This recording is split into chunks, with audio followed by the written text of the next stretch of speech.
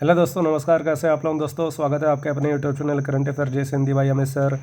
दोस्तों, हिंदी व्याकरण की इस सीरीज में आज हम लोग तद्भव तत्सम शब्द पढ़ेंगे। इसके पहले हम लोगों ने अन्य शब्दों के लिए शब्द और विलोम शब्द पढ़े थे। आज इस क्रम में तद्भव तत्सम शब्द पढ़ेंगे। दोस्तों, तद्भव जो शब्द है वो संस्कृत भाषा के बिगड़े हुए रूप हैं, और जैसे कि आग हो गया। लेकिन जो तत्सम शब्द है वो संस्कृत भाषा के ही शब्द हैं जिन्हें हिंदी व्याकरण में लिया गया है, जैसे अग्नि हो गया, इस तरह से। तो चलिए आज बिना देर के बटे आज की क्लास हम लोग स्टार्ट करते हैं। अटारी दोस्तों, अटारी मतलब कि छत होता है, लेकिन इसका जो तत्सम शब्द होगा वो अटालिका होगा।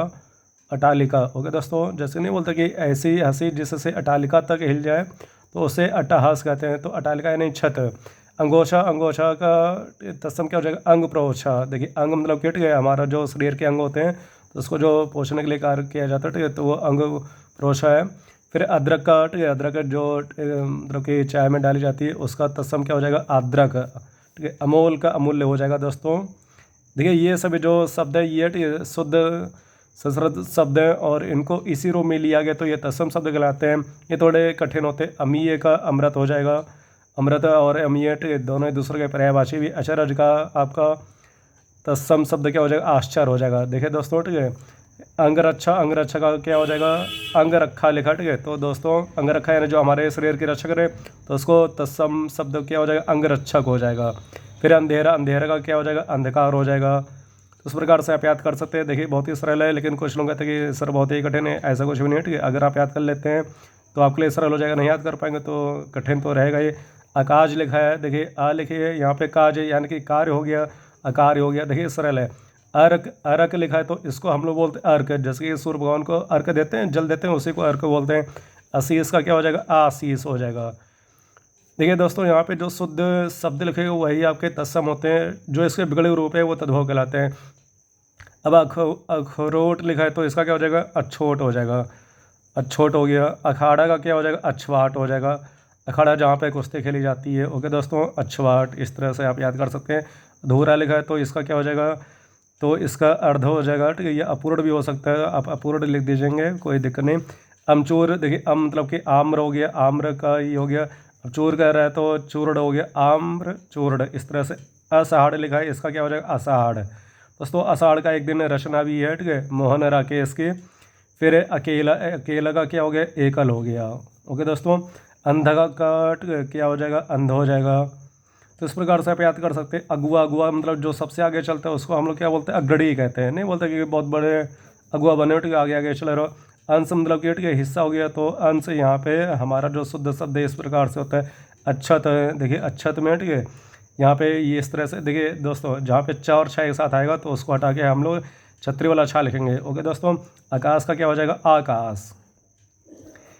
अमावस लिखा है तो अमावस्या, ठीक है, ये हमारा जो सही शब्द है अमावस्या होता है। ओके दोस्तों। अमावस्या का विलोम आप लोग कमेंट बॉक्स में लिख के बताएं। मैंने आपको पिछली वीडियो में विलोम शब्द में बताया था। अगम लिखा है, अगम का क्या हो जाएगा? अगम्य है। अगम्य का अर्थ है कि जहाँ पहुँचा ना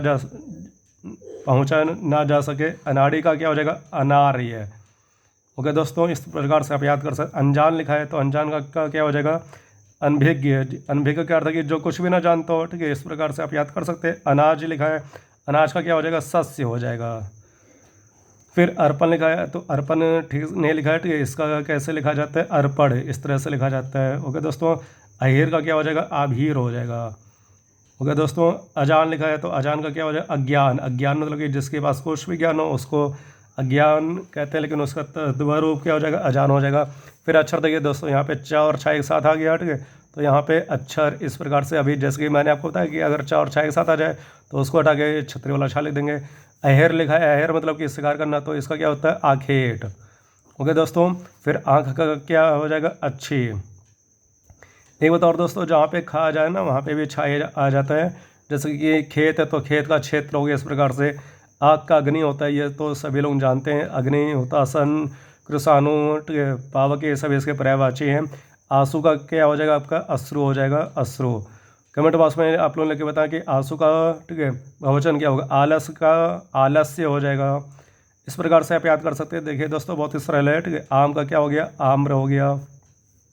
सहकार, अति, सौरभ, ये सब इसके अन्य पर्यायवाची हैं। आस का क्या होता है? आशा। नहीं बोलते कि हम आस लगाए बैठे हैं, यानी आशा लगाए बैठे हैं। आठ का मतलब कि अष्ट हो गया, ये तो आप नंबर में पढ़े होंगे। आसरा, आसरा का अर्थ है कि आश्रय, नहीं बोलते कि वहाँ पे ठीक है मुझे आश्रय मिल गया, अब कोई चिंता की बात नहीं है। आयसु का अर्थ है कि आदेश देना, ठीक है। तो इस प्रकार से आप याद कर सकते हैं दोस्तों। देखिए बहुत ही सरल, अधीन लिखा है तो, लेकिन इसका जो तत्सम शुद्ध शब्द है वो अधीन होता है। आगे का क्या हो जाएगा, अग्र हो जाएगा। अग्र का विलोम शब्द पश्च होता है। आंवला का आपको याद करना पड़ेगा, ठीक है। या तो आपको सभी करने हैं, लेकिन जो थोड़े से ठीक है कठिन है या आपको जल्दी याद नहीं होते, तो उसमें आपको थोड़ा सा ज़्यादा मेहनत करना है। आधा का अर्ध हो गया आखा, ठीक है। नहीं बोलता कि कोई हीरो है संजय दत्त, तो बोलता है अपन का अखा, ठीक है, मतलब कि एरिया पे कब्जा है। आखा मतलब कि अखिल, यानी कि पूरे एरिया पे उसका कब्जा है। तो इस प्रकार से आप याद कर सकते हैं दोस्तों। मैं तो ऐसे याद करता हूँ, ठीक है। आप दूसरा लॉजिक लगा के कहने का अर्थ है कि आप याद करें, कैसे भी याद करें, ठीक है, वो आपके ऊपर डिपेंड है। अभ्यंतर यानी कि भीतर हो गया। आप, आपका ठीक है, क्या हो जाएगा, आत्मा हो जाएगा। तो अगर ठीक है, आप मतलब कि जैसे कि अगर आप कोई गेस्ट है तो आप बोले कि ठीक है कि आप ये चाय लीजिए, अगर आप ही की जगह अगर आप आत्मा बोल दें तो शायद वो डर जाए, ऐसा ईर्ष्या लिखा है। लेकिन ईर्ष्या का ठीक है यहाँ पे हमारा क्या हो जाएगा, तत्सम इस प्रकार से। ईखो लिखा देखिए यहाँ पे खा को हटा के ठीक है हमें क्या लिखना है, छा लिखना है। अभी मैंने कुछ देर पहले बताया था, तो इच्छु हो गया। इतवार का क्या हो जाएगा, आदित्यवार हो जाएगा। आदित्य यानी कि सूर्य भगवान का है, ठीक है, पर्यायवाची है। तो इस प्रकार से हम लोग ले सकते हैं, लेकिन यही आपको लिखना है कि आप ठीक है दूसरा लिख दें, दिनेश लिख दें, ऐसा नहीं, गलत हो जाएगा। इमली का क्या हो जाएगा, इमलिका हो जाएगा। ओके दोस्तों, इमलिका, या कहीं कहीं अम्लिका लिखा है, बात वही। इकट्ठा, इकट्ठा मतलब कि एकत्र किया हुआ है, तो ये इसका तत्सम हो गया। उल्लू का क्या हो जाएगा, उल्लूक हो जाएगा। उल्लूक। कमेंट बॉक्स में लिख के बता कि उल्लू किस भगवान या देवी देवता के ठीक है वाहन है। उत्साह का क्या हो जाएगा, उत्साह हो जाएगा। उत्साह किस रस का स्थायी भाव है, कमेंट बॉक्स में लिख के बताएं। उज्ज्वला का क्या हो जाएगा, उज्ज्वल हो जाएगा। देखिए दोस्तों, ये उज्ज्वल आपका ठीक है शुद्ध वर्तन में भी आता है, तो दोनों जा यहाँ पे आधी बनेगी, ठीक है, ये आपको याद रखना है। उल्हाना का क्या हो जाएगा, उपालंब। नहीं बोलते कि ठीक है हर काल के लिए ठीक है मुझे उल्हाना देते रहते हो, ठीक है। उठान का क्या हो जाएगा, उत्थान हो जाएगा। उत्थान का विलोम क्या होता है, पतन होता है। उपरोक्त का क्या हो जाएगा, उपयुक्त हो जाएगा। ठीक है दोस्तों, इस तरह से लिखेंगे। और कमेंट बॉक्स में लिख के बता कि उपयुक्त शब्द में संधि कौन सी है। उपवास का क्या हो जाएगा, उपवास हो जाएगा। दोस्तों कल मेरा उपवास रहेगा, ठीक है, क्योंकि मैं मंगलवार का उपवास हमेशा रखता हूँ, ठीक है। ऊँट का क्या हो जाएगा, ओष्ट। ऊँट का क्या हो जाएगा, ओष्ट्र हो जाएगा। इस प्रकार से आप याद कर सकते हैं। ऊसर का ठीक है क्या हो जाएगा, यहाँ पे देखिए ये सा हटा के हम लोग यहाँ पे कोड वाला सा बना देंगे। ओके दोस्तों, ऊंचा का क्या होता है, उच्च होता है, ये तो फिलहाल सभी को पता ही है।